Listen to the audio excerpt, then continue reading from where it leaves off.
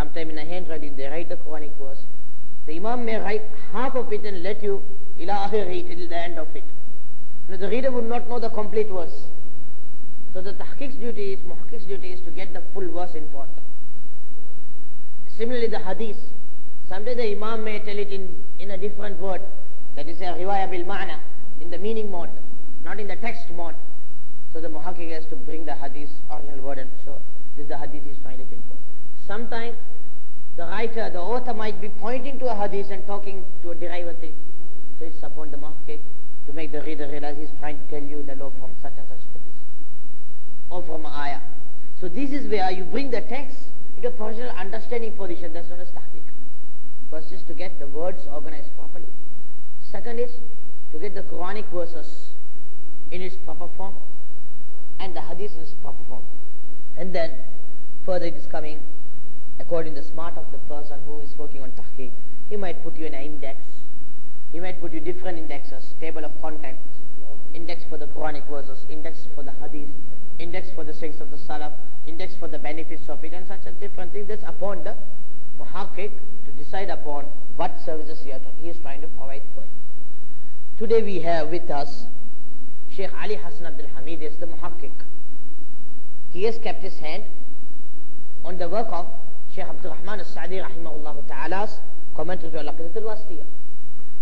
At-Tanbihat Al-Latifa ala ma ahtawat alayhi Al-Aqidat Al-Wasitiyya, which was compiled by Sheikh Abdul Rahman ibn Nasr As-Sa'di. This Sheikh Abdul Rahman ibn Nasr As-Sa'di is among the leading ulamas of Salaf at his time. He is among the teachers of Sheikh Abdul Aziz bin Baz, who passed away in 2000. Sheikh Abdul Aziz bin Baz passed away in 2000. But Sheikh Abdul Rahman ibn Nasr As-Sa'di rahimahullah ta'ala passed away in 1376 Hijri. So he is more before us, much earlier. Sheikh Abdul Rahman ibn Nasr As-Sa'di was known very well for the Aqidah and the fiqh. So among his services on Aqidah was this commentary to Al-Aqidat Al-Wasitiyya, in which Sheikh Abdul Aziz also had taught that book to the public. So he had his certain comments on it for explaining. Now this both has been carried out to be produced to the public by Sheikh Ali Hassan Abdul Hamid. Let us listen to him as a muhaqqiq, as a person who is doing tahqiq, what he has to tell us on this matter.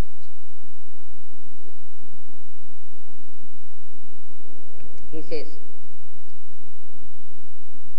إن الحمد لله نحمده ونستعينه ونستغفره ونعوذ بالله من شرور أنفسنا ومن سيئات أعمالنا من يهده الله فلا مضل له ومن يضلل فلا هادي له وأشهد أن لا إله إلا الله وحده لا شريك له وأشهد أن محمدا عبده ورسوله أما بعد.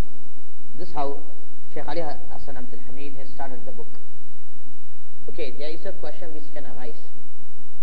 Is it always that we should start with this Inna Alhamdulillah even when you are writing a book? Because not all the Imams have started their books when they are beginning with Inna Alhamdulillah. No Bukhari, no the Aqidat Al-Wasitiyya, many others. Why has he adopted this, and what's the reason? Frankly saying, Rasulullah ﷺ, when he wrote letters to the kings, he did not start with Inna Alhamdulillah. He praised Allah and salam and salawat to the Prophet and started the letter. So in the writing mode, Rasulullah adopted was to praise Allah and salam and salawat to the Prophet in any term, and then process your work. But in the addressing mode, Rasulullah had taught to start with Inna Alhamdulillah. That's when you address a community on a speech, on your talk, not while you write. Now, a question has been raised many times, why that Sheikh Nasruddin Albani mainly and his students are always beginning a book with Inna Alhamdulillah, or mostly, if not always. I would like to answer that point. Just because Sheikh Nasruddin Albani did something, or his students did something, it doesn't become part of Sharia, first thing. We have to know that very clearly. But they were doing this to promote this Inna Alhamdulillah, which is dead and gone in the society. Very hardly people knew it, they were promoting it. Never ever they claimed that in writing it is Sunnah. They have never claimed till today. They have very clearly verified and explained it is Sunnah only when addressing in a speech. In writing you praise Allah, salam and salawat to the Prophet any term, it's okay. Just because they choose the theme of the words of the speech, they are not calling for it to become Sunnah. They are only calling for that to get memorized rise to the public, and to emphasize on its publicity. So on that base, I have to make you clear why this has been written here. Not that it is sunnah to write in Alhamdulillah, starting of a book. And then Shaykh continues.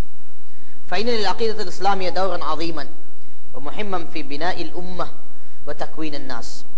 Verily the Islamic creed has a great role and importance in the building of the nation and preparing the mankind. وعليها تقوم الركائز الشرعية كلها, and on it is based all the Sharia emphasizing and fundamentals. فإذا صحت العقيدة صح كل شيء. If the aqidah is sahih, correct, everything will become correct. وإذا فسدت العقيدة فسد كل شيء. If the aqidah is damaged, everything will get damaged. ولقد كان للعقيدة في فجر التوعة المنصب الأعلى والمحل الأسمى في نفوس الصحابة رضي الله عنهم وتابعيهم. Verily, at the base of the da'wah, aqidah had the great position and a very deep place in the souls of the Sahaba and those who followed them. فَتَلَقَّوْهَا بِيُسْرٍ وَسُهُولَةٍ. They accepted it with very easily and happily. وَدَوَّنَ ودون تعقيد أو فلسفة, without any complications or philosophies. They accepted it very easily and very well conformed. ثم